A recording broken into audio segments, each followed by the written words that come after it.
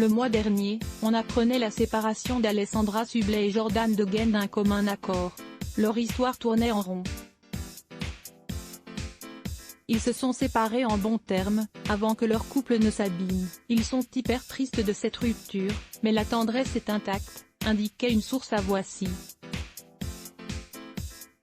Une autre donnait des détails sur son récent déménagement dans le sud de la France, dans la région de Nice.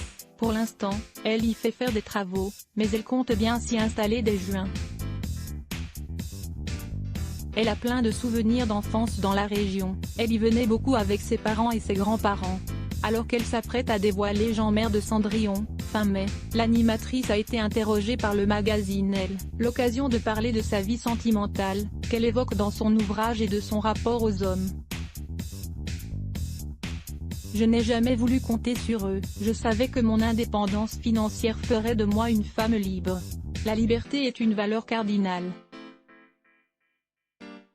Dès qu'on met une barrière, qu'elle soit sentimentale, et ça ne veut pas dire que je suis volage, ou professionnelle, j'ai l'impression d'étouffer. Bien sûr, il y a un prix à payer. Parfois, j'aimerais être comme certaines de mes amies. Posée. Mais l'acolyte de Nicolas Canteloup a parlé de sa future nouvelle vie loin de Paris et des réflexions qu'elle a pu essuyer à la suite de cette décision. Certains de mes amis m'ont demandé, « Mais tu laisses tes gamins avec leur père, limite mère indigne. Est-ce qu'on va dire ça à un homme ?» s'est-elle interrogée.